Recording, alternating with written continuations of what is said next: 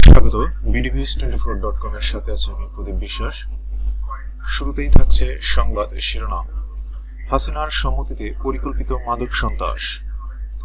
এবারে শুনবেন বিস্তারিত। দেশে মাদক সন্ত্রাসের বিস্তার নিয়ে দীর্ঘদিন বিস্তর আলোচনা চললেও এবার উঠে এসেছে ভয়ঙ্কর তথ্য। অভিযোগ উঠেছে প্রতিবেশী দেশের গোয়েন্দা সংস্থার সহযোগিতায় পরিকল্পিতভাবে বাংলাদেশে ইয়াবা বিস্তার ঘটানো হয়েছে,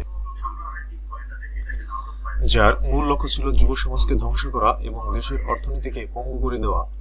এই চক্রের অন্যতম সহযোগী কক্সবাজার ৪ আসনের সাবেক সংসদ সদস্য ও ইয়াবা গডফাদার খ্যাত আব্দুর রহমান বদি। এছাড়া আওয়ামী লীগের অনেক শীর্ষ নেতাও জড়িত ছিলেন। গোয়েন্দা তথ্য, দীর্ঘ অনুসন্ধান ও স্থানীয় সূত্রের তথ্য অনুযায়ী আওয়ামী লীগের সাধারণ সম্পাদক ওবায়দুল কাদের, সাবেক স্বরাষ্ট্রমন্ত্রী আসাদুজ্জামান খান কামাল এবং সাবেক পুলিশ মহাপরিদর্শক আইজিপি শহীদুল হক পরিকল্পিত মাদক সন্ত্রাসের সঙ্গে সরাসরি জড়িত ছিলেন। এই তিনজন ইয়াবা ব্যবসা থেকে নিয়মিত মোটা অঙ্কের কমিশনও নিতেন।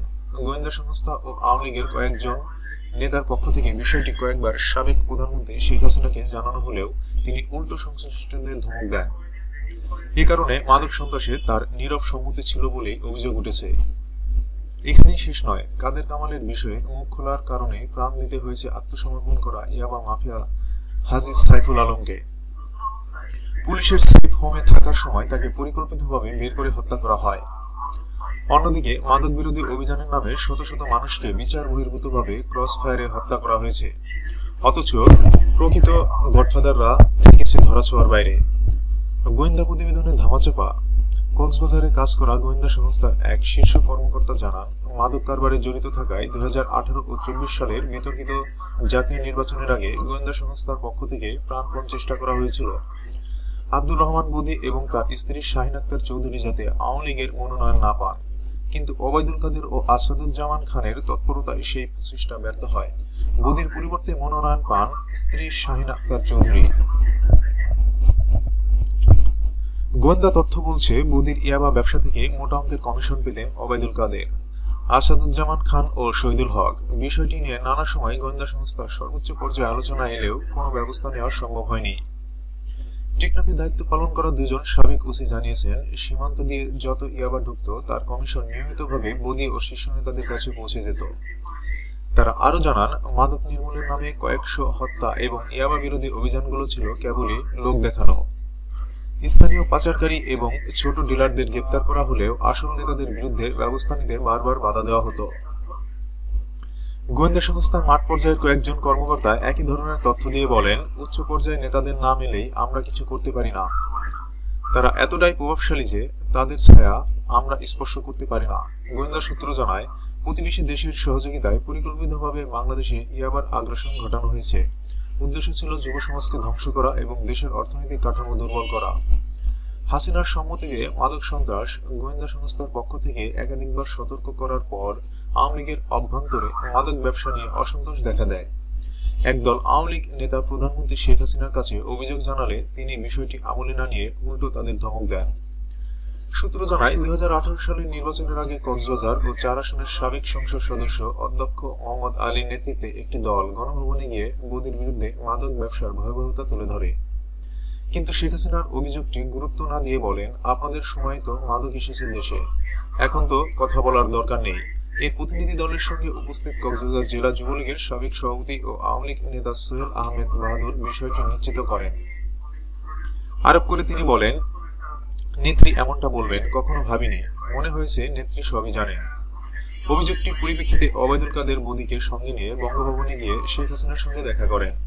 ওই সময় বদি সরাসরি বলেছিলেন, আপা, ইয়াবা ব্যবসা সরকারের পক্ষে বন্ধ করা সম্ভব নয়, বরং আপনি চাইলে মাদক কারবারিদের কাছ থেকে 300 আসনের নির্বাচনী খরচের ব্যবস্থা করতে পারবো। শেখ হাসিনা সরাসরি কোনো সিদ্ধান্ত না নিয়ে মোদীকে তার কথা মতো কাজ চালিয়ে যেতে বলেন। একই বৈঠকে আওয়ামী লীগের শীর্ষ পর্যায়ের বেশ কয়েকজন নেতা উপস্থিত ছিলেন। তাদের মধ্যে কয়েকজন বিষয়টি যুগান্তরকে নিশ্চিত করেছেন। স্বরাষ্ট্র মন্ত্রণালয়, পুলিশ ও সিআইডির করা তালিকায় বারবার ইয়াবার গডফাদার এবং নানা অপরাধের শীর্ষ নাম উঠে এলেও বদিকে মুগ্ধ ছিলেন হাসিনা। বিভিন্ন সময় কেন্দ্রীয় ও জেলা আওয়ামী লীগের নেতাদের মুখে এমন কথা শোনা গেছে, আওয়ামী লীগ নেতাদের দাবি, বদিকে কক্সবাজারের জেলা আওয়ামী লীগের ম্যাজিক ম্যান ও শক্তি বলে মনে করতেন হাসিনা। এমনকি কখনো সুষ্ঠু নির্বাচন হলেও বদি ভোটে নির্বাচিত হবে এমনটা বিশ্বাস করতেন তিনি। গোয়েন্দা সূত্র জানায়, 2012 সালে একই মূলত পরিকল্পিতভাবে দেশের মাদক সন্ত্রাসের শুরু। এরপর 2014 সালে সাবেক স্বরাষ্ট্রমন্ত্রী আসাদুজ্জামান খান কামাল ও সাবেক আইজিপি শহীদুল দায়িত্ব নেওয়ার পর এটি আরো ভয়ঙ্কর রূপ ধারণ করে। এরপর 2018 সালে রোহিঙ্গা অনুপ্রবেশ ঠেকানোর নাম করে নাপ নদীতে মাছ ধরা নিষিদ্ধ করা হয়েছিল। মূলত মাদক চোরাচালান নিরবিচ্ছিন্ন করাই এর উদ্দেশ্য ছিল। তথ্য ফাঁস করায় সাইফুলকে হত্যা। 2019 সালে ফেব্রুয়ারিতে দেশে প্রথমবার 102 জন ইয়াবা কারবারি আত্মসমর্পণ করেন। এরপর দ্বিতীয় দফায় আত্মসমর্পণের জন্য যোগাযোগ করেন সাবেক আইজিপি শহীদুল হকের ব্যবসায়িক পার্টনার হিসেবে পরিচিত এবং কয়েকবার সিআইপি মর্যাদা পায় আলোচিত সাইফুল আলম। মধ্যস্থতাকারী হিসেবে কাজ করেন সাংবাদিক আকরাম হোসেন। সরকারের অনুমোদন পাওয়ার পর 2019 সালের 12 মে রাত 11টায় সাইফুল শাহজালাল আন্তর্জাতিক বিমানবন্দরে পৌঁছান। বিমানবন্দর থেকে সাইফুলকে পুলিশ গ্রহণ করে প্রথমে ঢাকার একটি অজ্ঞাত স্থানে জিজ্ঞাসাবাদ করে। পরে তাকে কক্সবাজার পুলিশ লাইনে নিয়ে রাখা হয়, যেখানে আত্মসমর্পণের অপেক্ষায় থাকা মাদকের অন্য কারবারিদের রাখা হয়েছিল।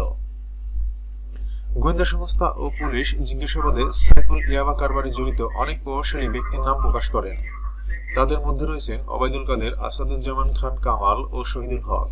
এ তথ্য ফাঁস করায় সাইফুলের জন্য কাল হয়ে দাঁড়ায়। 2019 সালের 31 মে রাতে কুখ্যাত ওসি প্রদীপ কুমার দাসের নেতৃত্বে পুলিশ সাইফুলকে সেফ হোম থেকে বের করে হত্যা করে।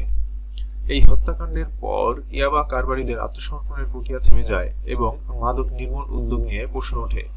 নাম প্রকাশ না করার শর্তে পুলিশের একজন ডিআইজি প্রতিবেদককে জানান, আসাদুজ্জামান খান কামালের নির্দেশে সাইফুলকে সেদিন হত্যা করা হয়, যাতে তাদের অপকর্ম ফাঁস না হয়।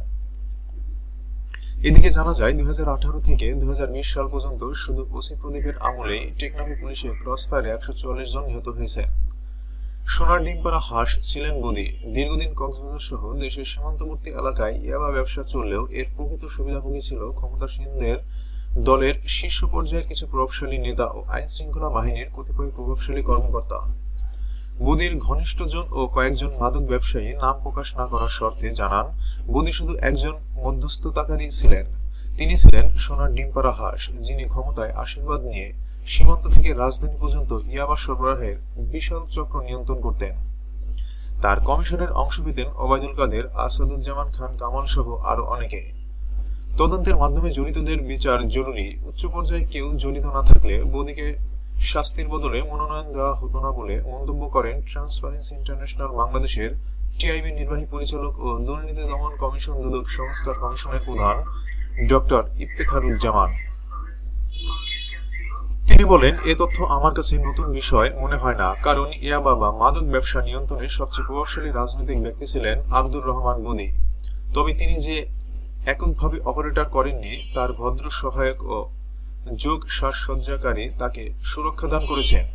যারা উচ্চ পর্যায়ে অবস্থান করেছিলেন, সেটা না হলে বদিকে এভাবে সুরক্ষা দেওয়া এবং সুনির্দিষ্ট অভিযোগ থাকা সত্ত্বেও শাস্তির বদলে মনোনয়ন দেওয়া হতো না। ডক্টর ইফতেখারুজ্জামান আরো বলেন, বদির সঙ্গে শুধু উচ্চ পর্যায়ে থাকা ব্যক্তি নন, মাদক এর নির্মূলকারী ও আইন প্রয়োগকারী সংস্থায় অনেকে জড়িত ছিলেন। গোয়েন্দা সংস্থার অনেকে এর সঙ্গে সংশ্লিষ্ট ছিলেন। আর এই লাভের অংশ একবারে উচ্চ পর্যায়ে পৌঁছানোর কারণে রাষ্ট্রযন্ত্র মাদকের সঙ্গে জড়িতদের বিরুদ্ধে কোনো ব্যবস্থা নেননি। বিদেশি গোয়েন্দা সংস্থা জড়িত থাকার প্রসঙ্গে ডক্টর ইফতেখারুজ্জামান বলেন, এই বিষয়ে আমি কোনো মন্তব্য করব না। তবে যেহেতু দেশের চ্যালেঞ্জ হয়ে আন্তর্জাতিক পর্যায়ে অনেক দেশ মাদকের বিস্তার ঘটেছে, তাই এতে তাদের জড়িত থাকা স্বাভাবিক বিষয়। এখানে সব মাদক মাফিয়াকে আইনের আওতায় আনা সম্ভব। শুধু মাদক নির্মূলের নামে নয়, প্রতিটি বিচার বহির্ভূত হত্যাকাণ্ড তদন্ত করে দোষীদের শাস্তির আওতায় আনা জরুরি।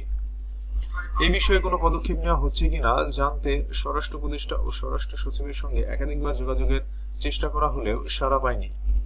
এদিকে অভিযুক্তদের মধ্যে আব্দুর রহমান বদি ও শহীদুল হক কারাগারে আছেন, আর ওবায়দুল কাদের ও আসাদুজ্জামান খান আত্মগোপনে থাকায় তাদের বক্তব্যের নেওয়া সম্ভব হয়নি।